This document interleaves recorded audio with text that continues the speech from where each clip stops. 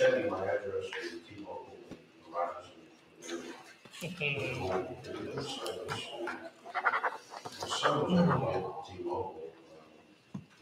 We got some spots. Yeah. You have to look at so much drops off. Here you go. T-Mobile. Sir. Yes, ma'am, thank you. What time? Yeah. You know what? I'm gonna get Yes. Lord, service. Okay. They came out with a thing a few weeks ago saying, well, if you want this, if we have this area, the charges. Oh, yeah.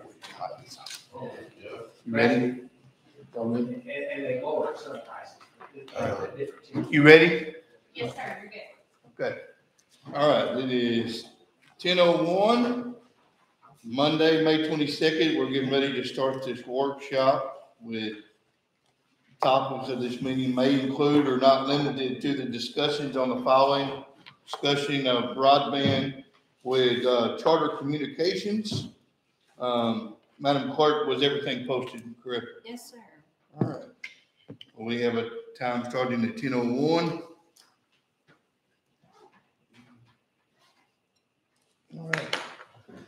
We can move forward and get started. Mr. Sherman, do you want to start us off here? Sure. And, guys, what we're looking at right now is, we've been talking with Mickey about, there's a bunch of grant money coming out of the, comptroller's office. Well, you can have a project, and if right now, correct me if I'm wrong, Mickey, but right now, if we were to do a project and a private, business comes in, they would get the grant before we would, correct? Yeah, the way that the rules are written, if a government entity or a not-for-profit competes with a commercial entity or a co-op, it automatically defaults to the commercial entity or the co-op. So there's an advantage under the current rules to work through an existing. Mr. Mickey, do you mind if you come up here, and I'd like you to sit over here, and if you come over, sit over here. That way we'll have y'all up close by us. And so what we're looking at is a partnership with a provider. And Mr. Mickey said that is the route we should pursue. Do y'all know Mr. Mickey? Would you introduce yourself to us? Mickey Slip, I'm the broadband project manager for DETCON, and so have been working on the fixed wireless project that you all have been a part of, which is kind of a safety net. It's a lower level of service than what we're talking about here. But something just to make sure everybody has a basic thing that's being paid for out of emergency funds from the general land office. But we're looking at all of our counties to see if we can't make sure that everybody has service to every home in the county at a level that will serve them in the future. So as a general rule, that means fiber to the home. That means a fiber outlet at every location that you can. End of the day, there may be some places that are so far out from everything.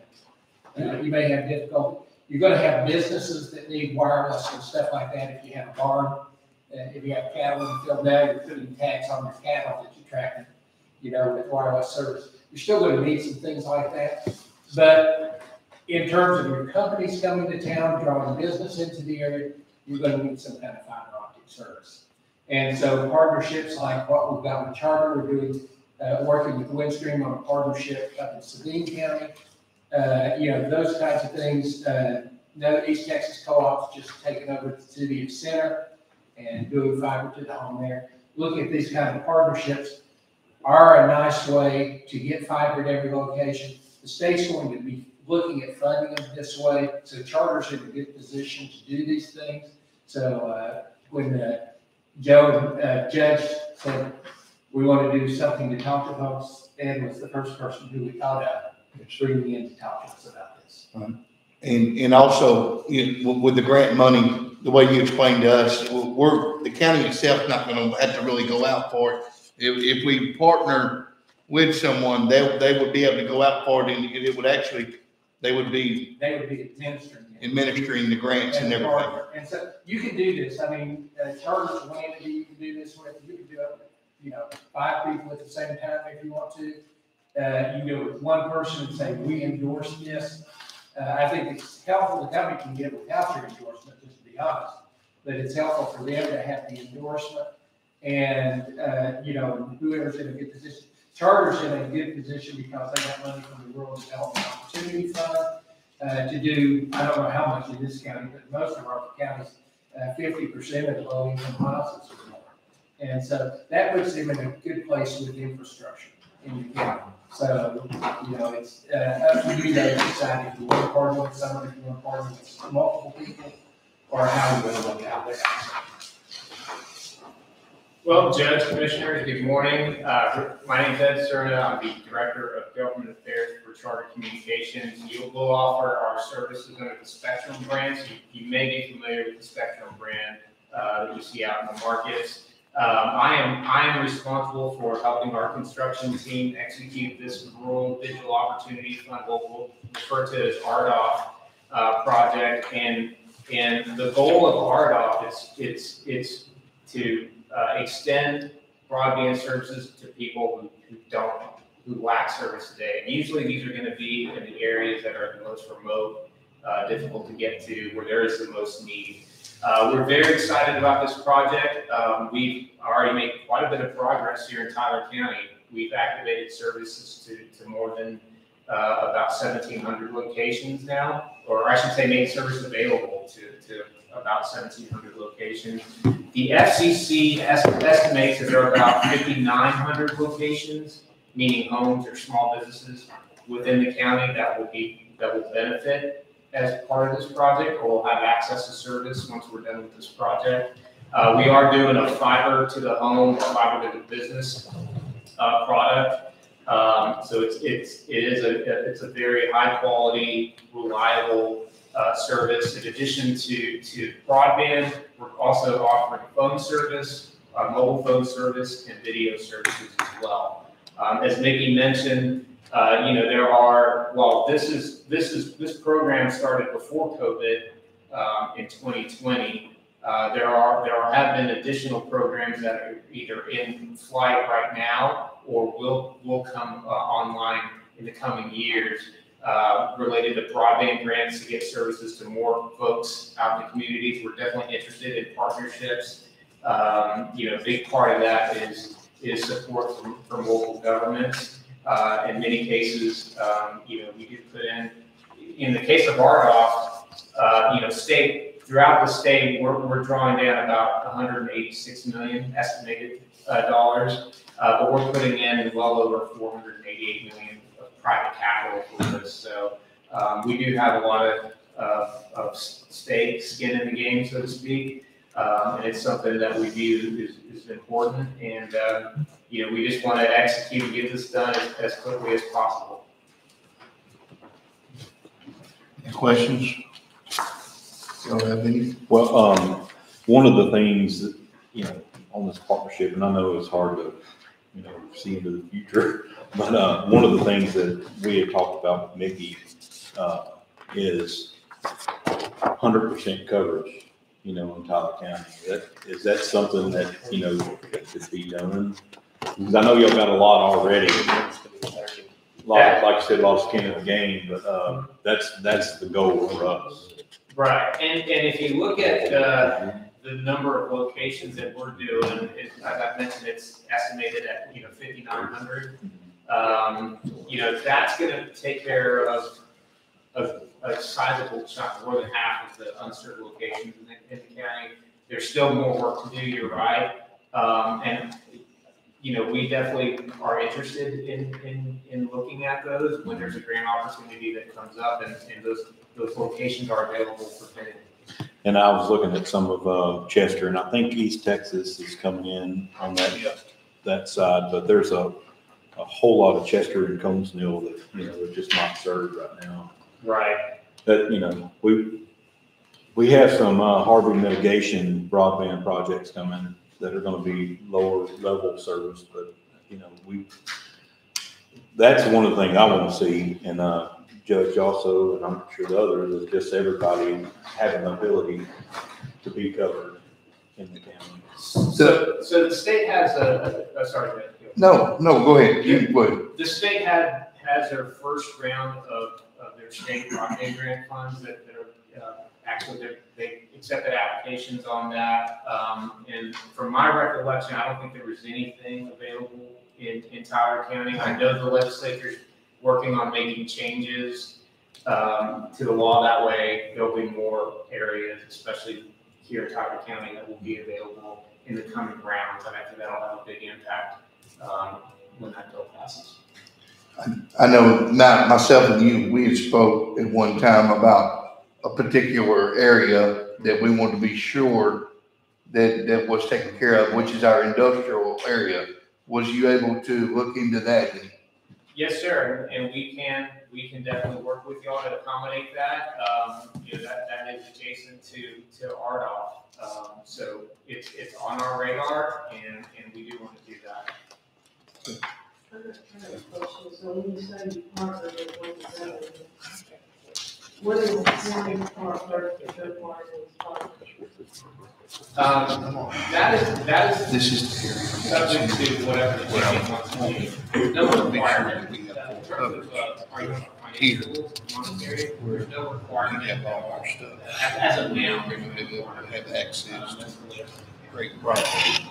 I have a question. So is all of this spectrum stuff that's going in, is that part of y'all? Yes, sir. It is? Okay. So Mickey, what was it?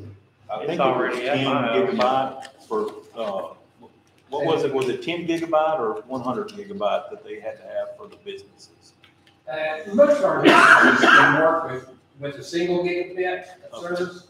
10 is kind of future proof. That's good. 100 gig once or something like that. If you're doing medical services, right now you want to have somewhere around 25 to 50 gigs for a home availability, but in the future, as you do more things, you want to update it. And the trick with using wireless and satellite is you can saturate the bandwidth if you have too much of that. So too many people are using it at high speed, you have to bring it down. For fiber, you really don't have to do that. So right now we're offering up to gigabit service speeds, but our network that we're deploying is scalable to do a lot more. Okay. As consumer demand and needs change, it's definitely scalable to do a lot more. I was just thinking, like he said, on the industrial boulevard, the capability, if we do have businesses, which there are businesses interested, we have the ability to, cover them.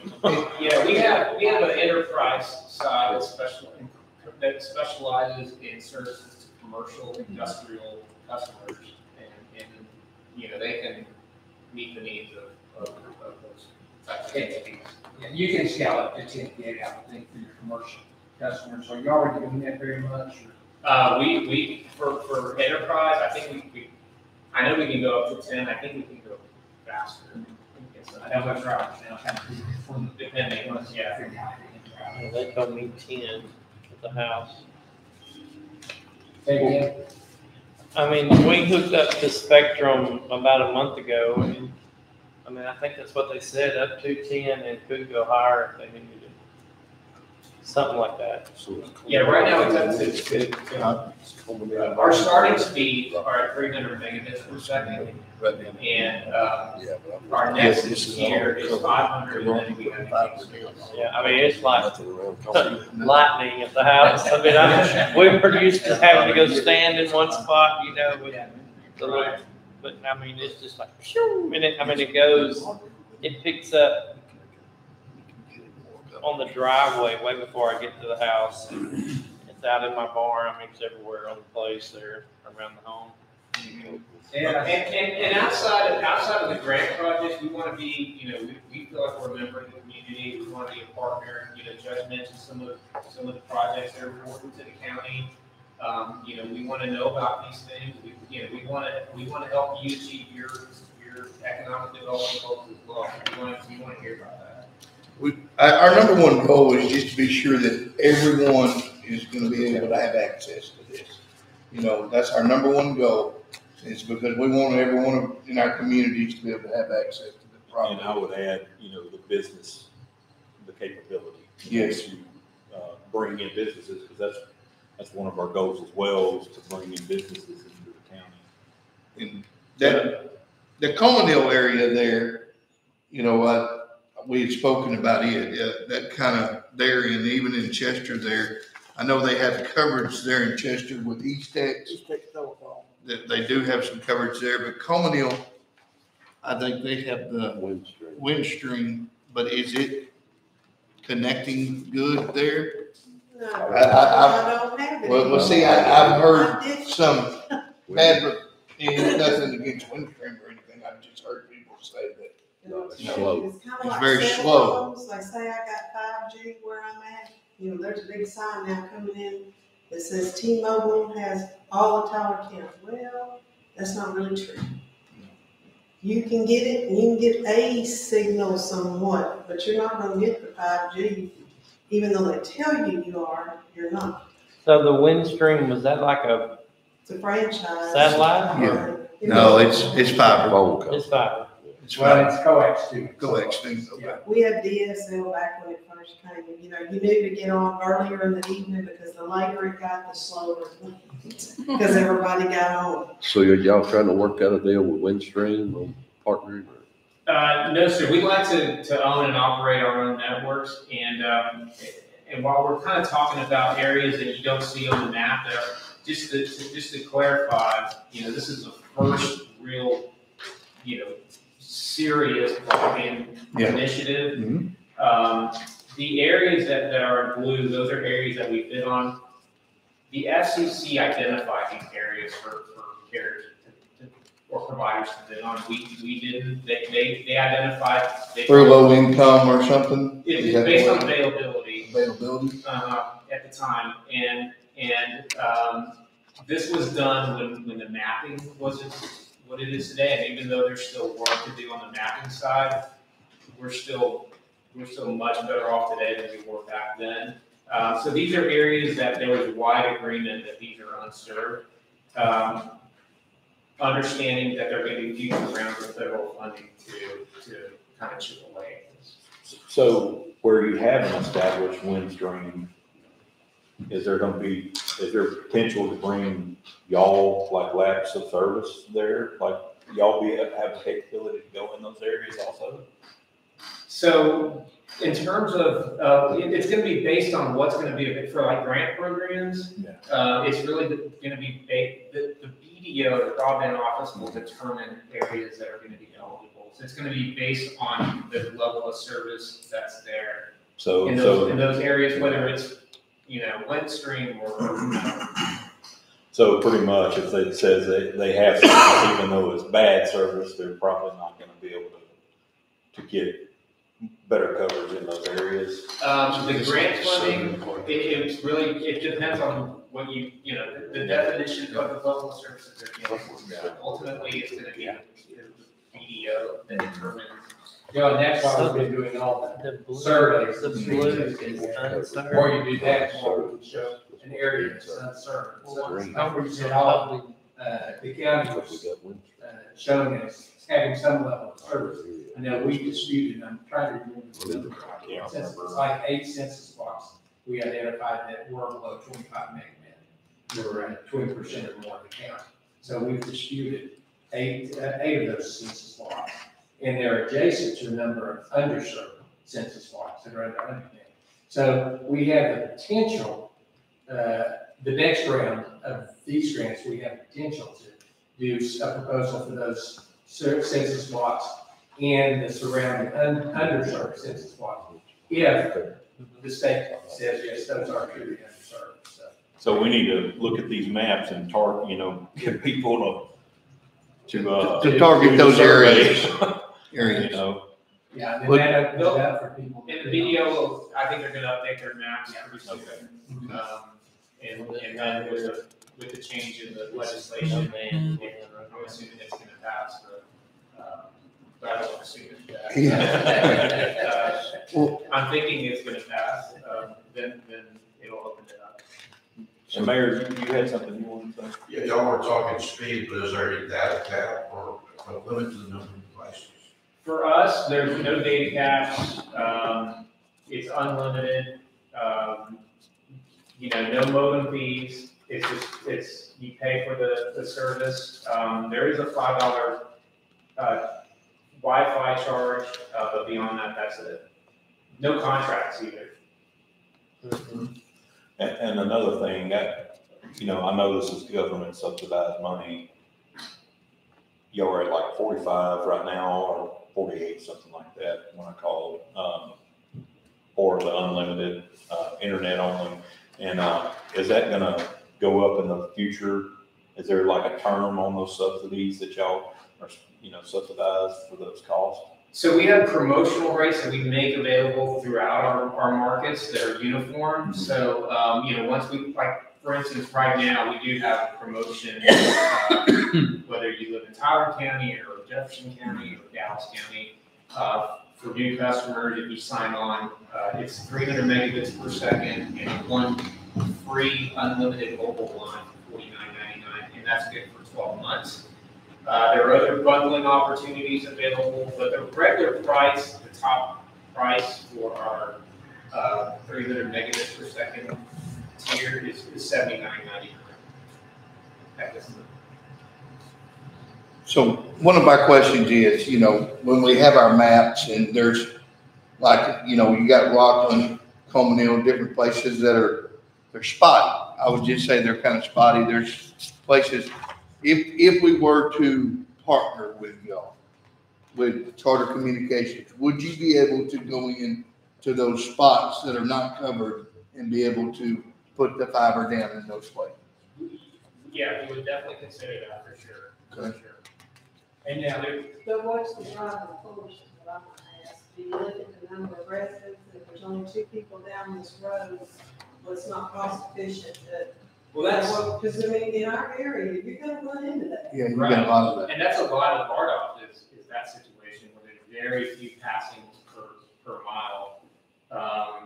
And that's just gonna be determined by the level of the subsidy that we're gonna request as a result. But that's what I'm saying, what is your minimum residence to pursue something like that? Or what is it, before you say there's not enough people here for it to be cost effective for us to run this case? It would depend on the funding that's available. Because right now, we do, again, these are some of the most remote areas, and we are, and we're serving, and we're gonna do it, so it really depends on the amount of subsidy. Because what my experience is, and I'm just speaking for me, is they'll promise you're gonna get this. But because you're so far out from the main hub, you're not really getting that. See, this is where partnership comes into place. Is that in a partnership, you kind of determine what the service requirements are. And so, as if they're going for a future grant, and that grant says, we're gonna serve 100% of the homes in this area, then you set that standard as being a partner, otherwise you endorse someone else who says they will do that. And so that's, and the way that the Fed, I was reading one of the grants, an NTI grant last year, for the native tribe projects. And they were going up to the installation costs of $20,000 a home for some of these places, in rural reservations that I was looking at. And, the thing was funny. So they're willing to do it, but in that situation, it was tied into a number of other places that weren't as expensive to get to. And so, they're not going to want to do something that's going to cost them $27,000. Well, that's why I get that, but don't if someone want to else be misled. Yeah. If we're gonna get it out here, then it's not really what we. You have to, that's determined by what kind of partnership you create and the big picture. And the trouble we've had in the past is companies come in, they're using their own money, and they're saying, okay, we're gonna go where we get the biggest return on that. You're saying you're using someone else's money to do that initial capital expense. How are you going to maintain it once it's up? And that's the big question. That's what I'd ask for Ed.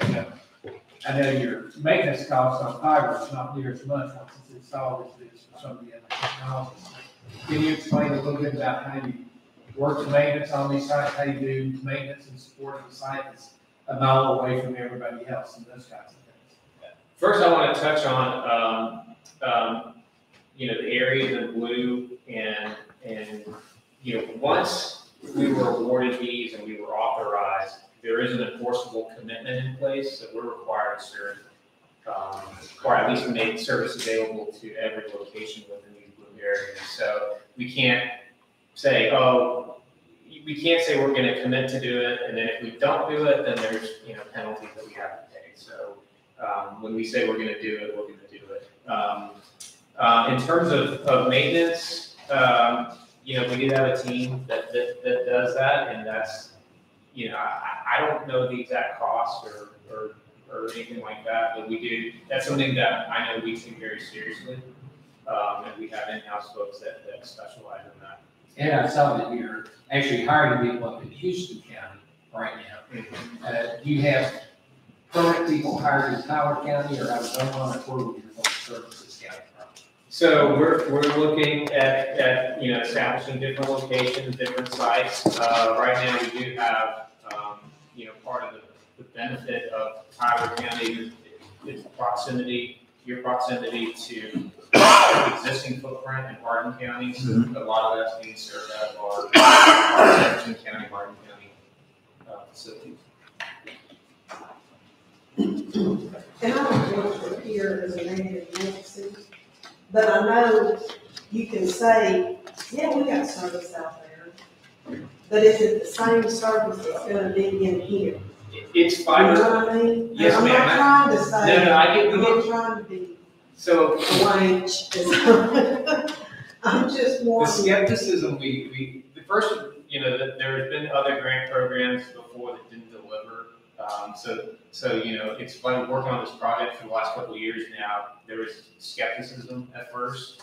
And then the other question is often about, people's experience with maybe another technology where if you live further away from a hub or what have you, it impacted your service. That's not the case with the technology, the fiber technology that we're using.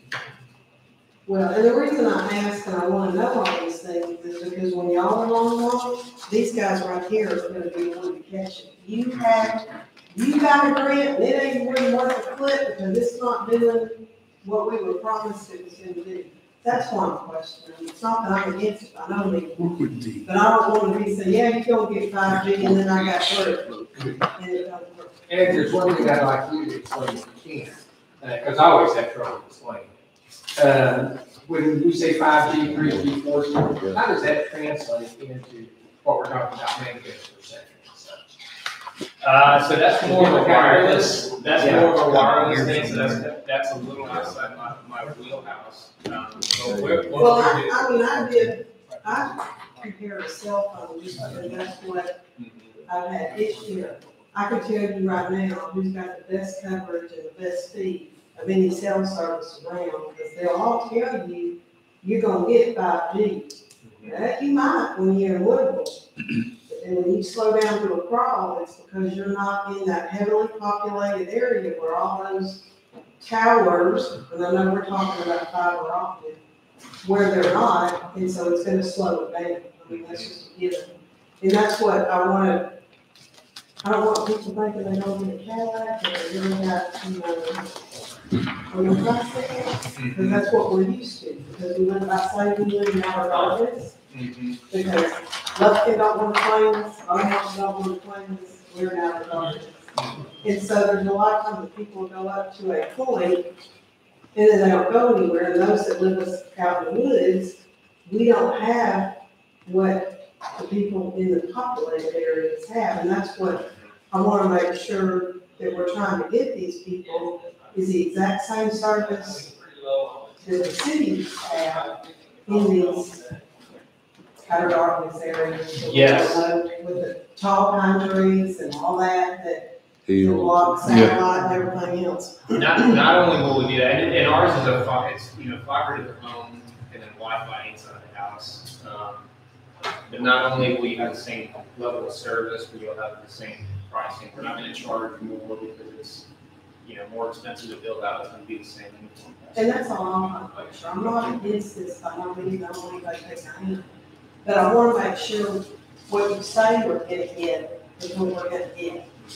So, as far as like these hard to reach areas, is there any way that, y'all could do like a broadband project like they're doing to some of these places where it's a lower level of service, like more of a tower driven, like fiber to tower, than y'all do anything like that? And Right now, our focus is strictly on fiber to just fiber to the home. fiber to the home. We spoke of our industrial area, and if we could, focus on that, one of our big things.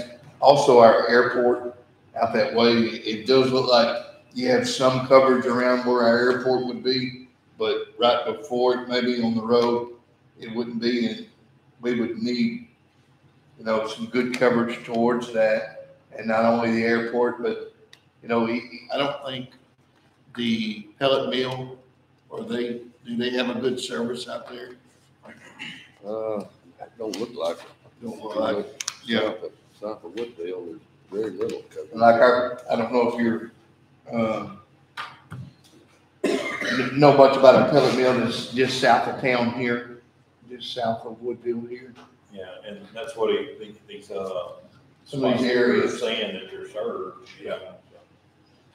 And there's just specific places like that, we really need to be sure that they are well served, be able to benefit the community at large. You make sure that our residents do these surveys. Because Yes. if we don't get accurate mapping, like he's saying right here, by the pellet mill, it doesn't show that it's served at all. Or I know for a fact now, Seneca Road, they don't have internet service, but it's showing that they're covered on this. So that's why it's important for everyone to do those DETCOG speed surveys so we can get these maps disputed. Because correct me if I'm wrong, if they Is that shown as served because it's on your RDOF plans, or is it shown as unserved because, shown as served because it's bad information? In this area south of Woodville, I can show you. Mr. Serta, I believe that AT&T is run fiber from Woodville down to Hill Street.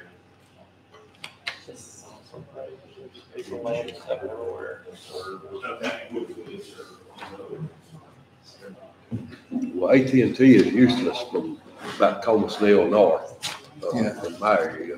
I mean, you just have a piece of rock and try to talk on the phone. Yeah.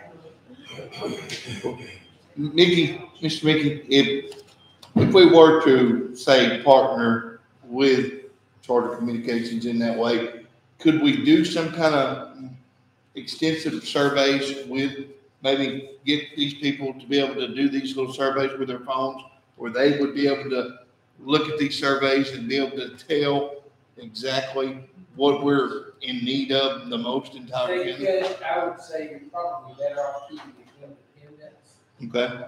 Okay, It probably would be more to them and, to broadband office, it was an independent survey. okay. And they could access it and use it. Now, they can refer people to it and those kinds of things that you all may want to use your own survey, I don't know. we rely on, we typically don't do our own surveys like No, that. just rely on government. On other data. Yeah, Surveys. the broadband office has started their own survey too. We're working with them so that we can integrate our data into their survey that we've already gotten. So I would say doing one or the other of those.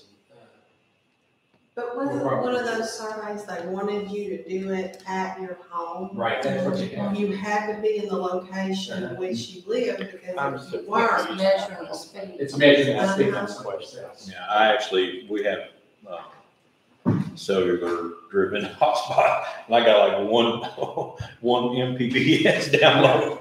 It was horrible. Okay, I'm going, they say no question is a dumb question, but I'm fixing to ask one that I think is a dumb question. Okay, I'm kind of confused on this whole thing. All right, when the map came out with the towers on it, okay, for broadband, whatever that was, okay. Is that even this? Is part that of it? even anything to do with this? Is- That's nothing to do No. with this. Okay, well, what is that? Is that gonna, I mean, That's a debt cog, Okay. It's a mitigation dead project. cop, yes. And So- so it overlaps this. it overlaps it, okay, It's but not the level of service that this is. exactly. Well, I agree. The service I have is unbelievable at my house. I mean, with the spectrum, that's part of it. But anyway, okay, so with these towers, was it gonna be the towers would receive something and then they would send out a line? They would put lines up to connect to the. It's cellular, Yes. Yeah. it's cellular wireless over that. Well, it's not actually cellular. Well, it's still wireless. It's wireless, yeah. It's Okay. called fixed I mean, wireless. because it's all confusing to me. It seems like it's doing like this and just overlapping and all getting intertwined. My next question, okay, that wasn't a dumb question, I guess. No. But my next question is, I've lived in Tyler County most of my life, except when I moved off to go to college. I guess it was before Rita, there in Spurger, Fred, I guess we get a lot of things up 92 that a lot of other people wouldn't get because of our proximity to Beaumont or whatever. But we had cable everywhere in Spurger. I mean, it was all over the place. Fred had it. When Rita came through, on the ground. I mean, on my road, every telephone pole that it was attached to was on the ground. Well, when they put the power back up, the cable company never came and even picked that stuff up. I mean, it laid around for years, just big wads of it all over the place. So my question is, and we can't help it if we have another Rita. I mean, that's a natural disaster and that's just something we can't control. But is this going to be something that would be put back up? I mean, is it insured or how does that work? Well, unfortunately. We'd all be out of everything. Unfortunately, we covered Louisiana too, and they've been hit hard over the last. Oh, yeah. And our we follow power in the restoration efforts. Right. And we get our lines back up and running as soon as possible. One of the benefits of being a sizable company, we have 15,000 employees in Texas. Mm-hmm. And then in neighboring states, we can deploy resources where needed, and hire contractors as needed to get things up and running as well. Yeah. And unfortunately, we have a lot of experience in dealing with hurricanes. We also serve Florida. Okay. And a lot of people. And that's good to know. I mean, that was another good question because if everybody becomes dependent upon this, of course, it would be everybody. It wouldn't just be you on your street. Everybody would be out of internet, all of that, so that's good to know that it would follow the restoration of the power. Right. And from my background, I came here from the medical side. Mm-hmm. I was with UT Health before. And one of the lessons that we learned the hard way was you really don't want to depend upon one company or one service to do this. Right. In our medical situation, we want to have backup, and they're more critical because they're surgical center and things like that. You want to have a backup to the backup. And you want to have, and in our situation, it's good to have multiple technologies, to have Pfizer, but also have wireless backup or to have satellite backup, at least one kind of backup that isn't dependent upon the other things. Now, our situation, in many times, it's more critical. We couldn't do with an outage of 2 hours or 3 hours. We had to have some kind of support. Most of your situation, except for an airport, is a good example. Yeah. You need to have 100% capacity there. You need to have multiple ways to get to that airport. And also. that's why it's important. And we're referring to the DECOG thing, although when we started, it was the primary thing, that it was going to be primary service, and may still be in a lot of our counties, but as the safety net and backup kind of thing. So, Okay, I was gonna tell you what I asked him, is all his support in the US, that's what I wanted to know. So when we merged, when Charter and Time Warner Cable, and there's another company called Bright House merged, one of the things that we committed to doing was onshoring our jobs, and we've done a great job of that. When the merger took place, we had about 8,000 employees. Now we're up to 15,000 in Texas. Now we're up to 15,000 employees. So a lot of it's been good for Texas for sure, but a lot of our employees are based in Texas or in the United States. Because the reason I ask this is we have AT&T internet, we also have a backup to the backup, and we have new wave is the other, so if one goes, it basically will switch back and forth if one goes down. But AT&T told me that we had 4 hours, they had a 4-hour turnaround time, unless it was neighbors extra, which everybody understands. And when it would go down and try to record it, I'm talking to somebody in the Philippines. And trying to get somebody to, I mean, I was literally routed the phone number to phone number and leave a message and somebody would get back to you within 3 business days. Okay, so, y'all on your business, and we never did, so we kicked back in and we heard for a little while. And then they realized, oh crap, we have little guys that we let fall through, you know, they promise all these wonderful things, and it just. Well, one of our, I mean, the other thing that we believe in is investing in our employees and training them. It's definitely higher cost on the front end, but we felt it delivered results in terms of customer satisfaction and what we did with that. And when you all get a call for service, where does it actually go? For new service, it depends if it's new service For like, for repairs and such. For repairs, I'd have to check into that. I know we have call centers in El Paso, McAllen, Arlington. It would just depend. And a lot of these call centers are set up to where if there's an overflow situation, it can get sent to a different one. Yeah, I just want to make sure I'm talking to somebody here in this state It can speak each tense. that can speak where I Well, can understand it. I will say this, I've had to call the Spectrum people a few times, you know, just to tidy things up and everything.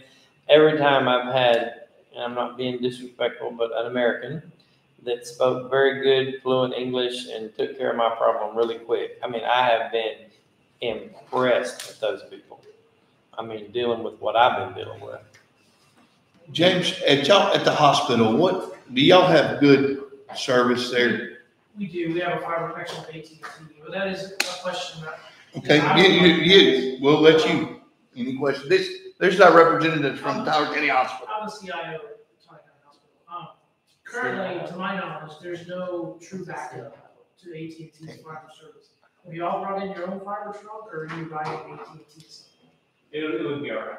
Okay, that's awesome. Okay.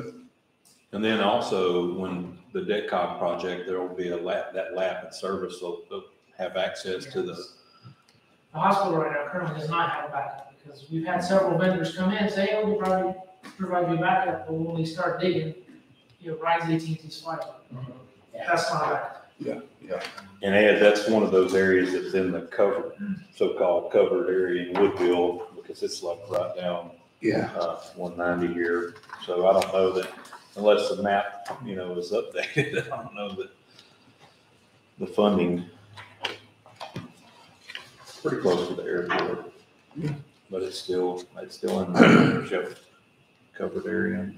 Yeah, there is some coverage right around the airport, but Doug was showing me where the road was to the airport there. And that's definitely on the right-hand side. It's not going to be covered on the right-hand side of the airport. So that's something that we would definitely need to look into with y'all if we decide to partner with you to be able to get that done.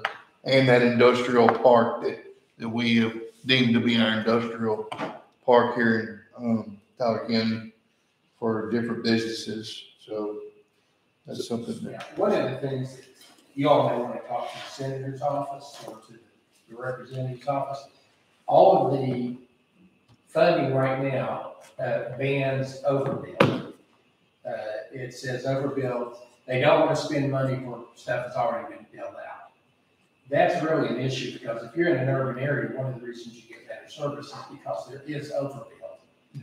Is that you have more than one company in the area, or you've got more than one option, which helps to keep the prices down. But it also does things like you're talking about with the hospital. It guarantees that you can get more than one fiber into the hospital. Right now, if you wanted to use this money to get a second service into the hospital, you cannot do it because the legislation doesn't do that. So, you know, even if that was modified in some way, to say, you know, for emergency services or things like that, there could be funding for a second provider to go in. I'm not really a lobbyist or anything like that, so I don't know how you phrase those things. But I do know that that's one place where there's a real weakness in it right now. And so I'm pushing, Lonnie's going to be directing one of the regional advisory committees for that grant. So I'm pushing him to say, we need to, you know, they say overbuild's a dirty word. No, it's not. It's actually what our areas need. We've really suffered because we haven't had enough overbuild capability. And so, you know, getting some notes into them, that's an area of concern. And if you can pinpoint hospitals as being a specific place where that's a big concern, that would be helpful. So if this broadband map comes out, so let's just use the hospital, for instance, if it comes out and they still show that they're covered, will there be any kind of ability to get them a secondary coverage? Not from that. Yeah. Not from that. Now, there's some other ways you might be able to do it through some FCC specialized health funding and things of that nature. But and they do allow some overbill to hospitals, but you'd have to go a different route. Right now, there's just such a need. There are people that don't have anything. Any service. Any service. And the money's, quite frankly, is probably not going to be enough for everybody. So that's the focus on people who don't have anything. And I think rightfully so. I think we need to get, you know, as close as we can to universal coverage. I think one of the biggest misunderstandings with broadband has been, you know, that people think that they're going to get free internet, Right. You know, and that's, you know, with broadband, so many people are like, when are y'all going to get us that free internet? And I'm like, Yeah, what are you talking about? they think You know, it's free. because, you know, well, y'all got that broadband money. And I'm like, no, that's not the way it works. You know, you have to explain to them that the broadband money is just money that's going to help bring that internet service to them and then have that provider to be able where they can purchase that. Yeah, they So- really think they're getting it for free. Yeah. This is ironic that we're having this meeting because I just had someone text me and said, when is Spectrum coming to 4420? County Road 4420, when's Spectrum Yeah, coming? when They is it give a coming? quick answer. Definitely before the end of next year. That's what I'm Yeah. looking, you know, and I'm looking at this Tyler County activated areas, and I see, in order to answer their question, But these are just general, like, it's not every area Yes, I have a new- within that. It's just kind of a Oh, general, wow. our areas within those boundaries should be activated. okay, look at that map with the purple on it. Okay, so you see Spurger, those right there. Is all of that up north and to the right there over the river? Is that an unactivated area? So directly north, it appears that's activated, but you keep on going north and that should be activated. Okay, because I mean, does the map mean that anything inside the purple is activated? We just see this is like Highway 92. Uh-huh. This is unactivated, looks like. Okay, but I am activated and I'm inside that. Holler right there. See, 92 goes straight up. And apparently by looking at this map, that little hollowed out area right there is not activated. Unless you're in the. And that's where you are? I think, Close to that. I guarantee you that according to the map, I'm probably right in that purple line right there. Because I'm 4416 and it goes right past my road. And I don't know what the scale of this map is, but you can see it goes up 92 a little bit. Yeah. And then I guarantee I'm right underneath that,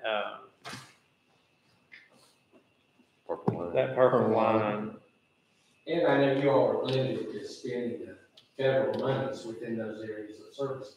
But are you expanding with your own money outside of those areas as you go along the So pathway? how do I answer that? We will look for those opportunities. But I mean, you are already.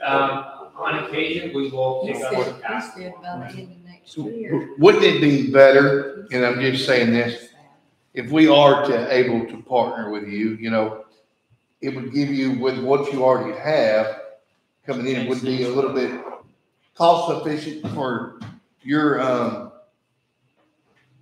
I would just stand by the service that we're providing, the level of service that we're providing, and the value that we would provide. I think it's a great product, I really believe in it. Yeah, you know, I do think it makes sense. well, you know, the money that y'all have already placed into Tyler County, let's just say that. If we were to partner with y'all, it'd make it a little more cost efficient for your company to be able to come in and to be able to spread out more in Tyler County, correct? Correct. Okay. We've already got a significant, Groundwork done and investment Right, done. the critical facilities. So. And are you all looking at, and I never can remember what the acronyms, the acronyms 1, 2, 3, remember boot projects? You know, there are going to be 2 more rounds of those. Have you already? Yeah, we will look at those, as I mentioned earlier to the judge, unfortunately, there just wasn't much in this area. Yes. This round, but hopefully with, maybe some changes in the legislature, that we'll have more opportunities here. are y'all partnered with any of our neighboring counties right now? I think a lot of the neighboring counties were in the similar boat that y'all are in, and there just wasn't opportunities to partner. But we do have RDOF activity in the neighboring counties. So I'll tell you where that starts. So Tyler County is in a good spot if we partner with them having invested so much in the county already. We could potentially see coverage to everybody. Well, one thing I'll say to the Commissioners Court that I have not received any reach out from, you know, communication with anyone else. They have not reached out to us, you know, as far as Windstream. I reached out to one, but. And they have not returned. Response. Yeah. So, Ed is one of the ones that did reach out to us and, you know, they wanted to be able to partner with us. So that's just something that we need to really keep in mind and look at it. Like I say, the grant money, when do you think that next round would be able to go into? Yeah, again, it's not gonna be a lot of money, but you get, you know, what's a lot of money to one project, probably up to about 4 or 5 million. Yeah. That, I am anticipating they'll announce it by the end of the summer. Okay. But that's a guess. Okay. And then you're gonna have future funding streams coming down. There's another program, a BEAD program, probably be online sometime next year, I would think. BEAD money should come out next year, and it's going to be probably between 2.5 to 4 million for the state. And then there's legislation that's gotten through committee now that will go to the legislature now, and then will have to be voted on next November by the population. But that's going to add the biggest pot money is $5 billion to the pot. So given that, we're looking at somewhere up to 8 to 10 billion for Texas, which I've always said we should be able to get fiber to the home at every place in East Texas if we can have $500 million. Which, you know, if we will push and we'll get all our ducks in a row, we ought to be able to leverage that out. So. And I'd like, you know, you to be able to explain one of the reasons why that we're not being able to get this first round is not because we just haven't done our due diligence. It's just because of the fact that they're showing Tyler County not to be. It's showing, you know, and I won't say this bad about Ed, but all the telcos were asked, where do you have service? Yeah. And they said, oh, well, we've got service this. And there's a natural tendency to say, well, I don't want other people coming into my service area.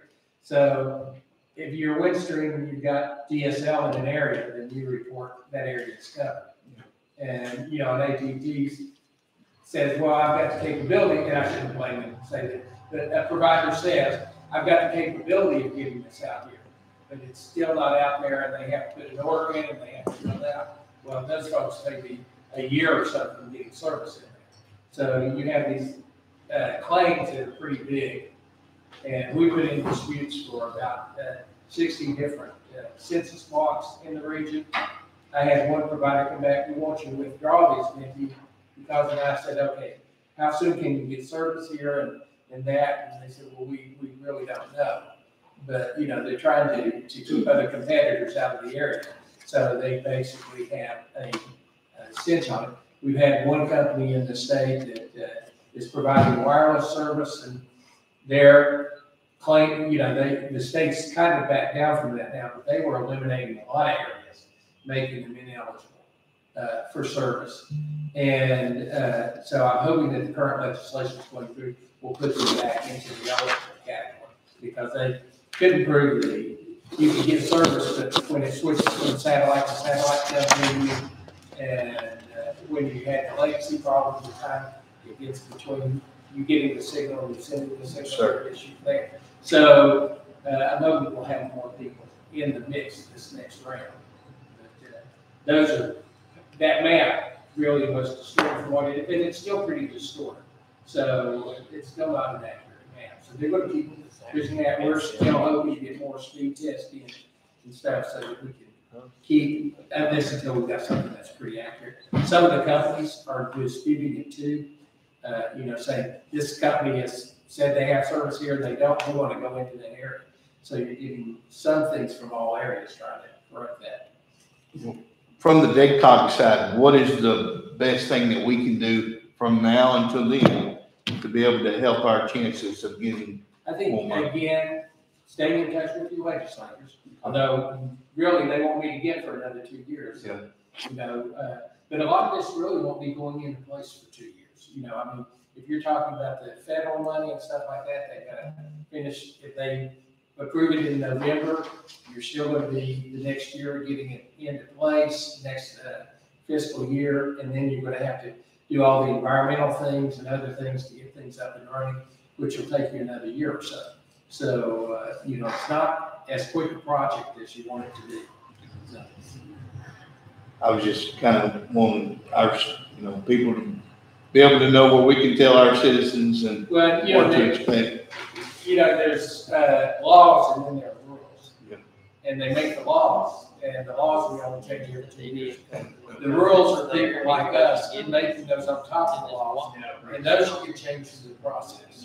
And so, again, that's, we need to keep, most of those rules will be coming out of the comptroller's office. So we need to keep an eye on that and work those off, broadband office under the comptroller's office.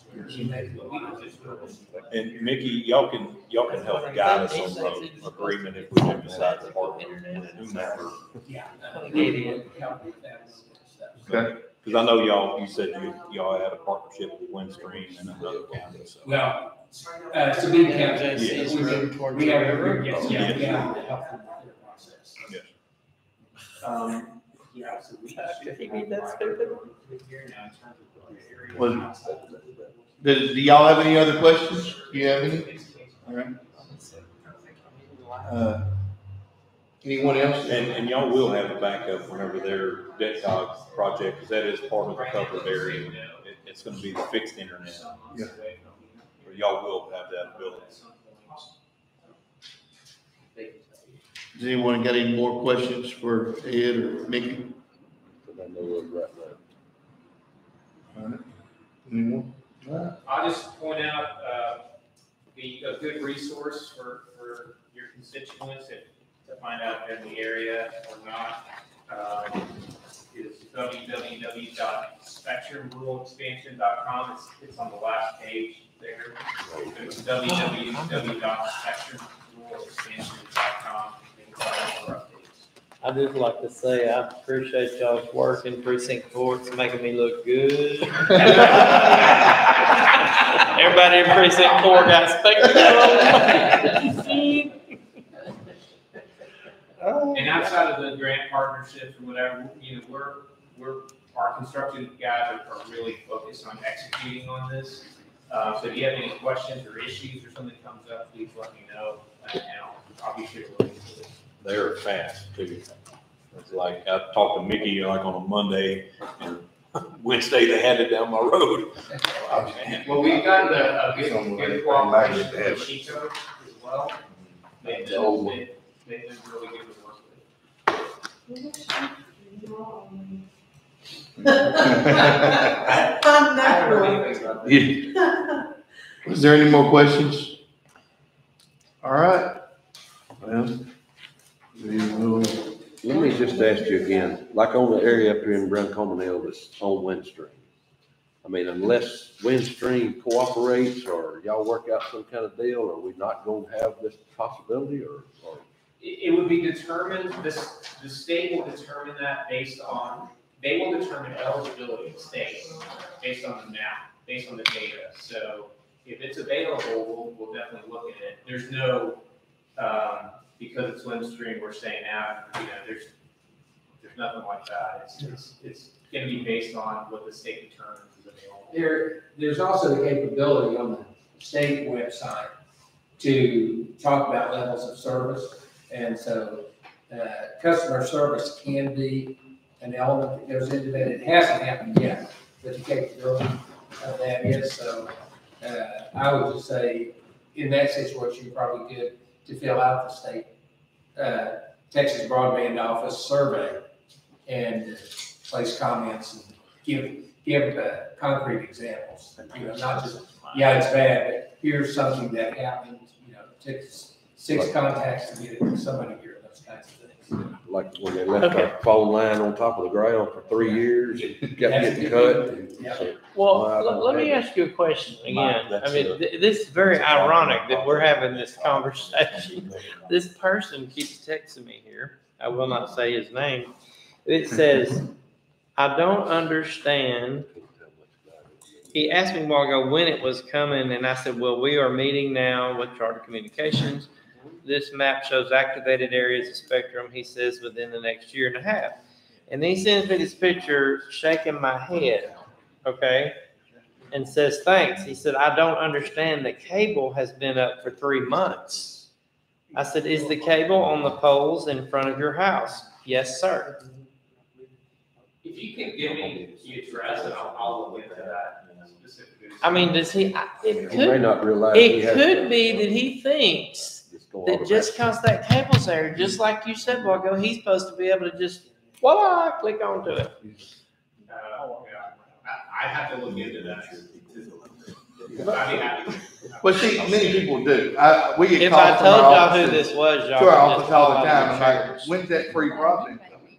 You know, and it's just, of course, I can't make every single phone call back, but I do try to call as many people as I can back and say, that's not the way it works. It comes with a free link. Yeah. And free plug. Yeah, yeah. Well, that's just part of it. And I think it's just been a misconception of what people were thinking. And a lot of people were putting these little things out, broadband, and then, You can thank the state for some of that misconception. Yeah. and that's for sure. Mickey, do you have a link to that survey? That You go to the DETCON, you mean the Texas Broadband Office or the?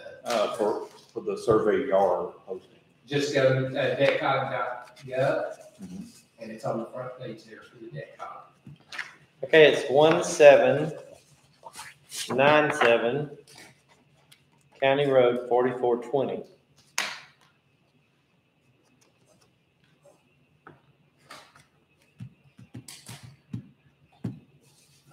I will look into that. Okay, I mean, is it possible that the cable could have been put up on this county road and it's just not on that county road?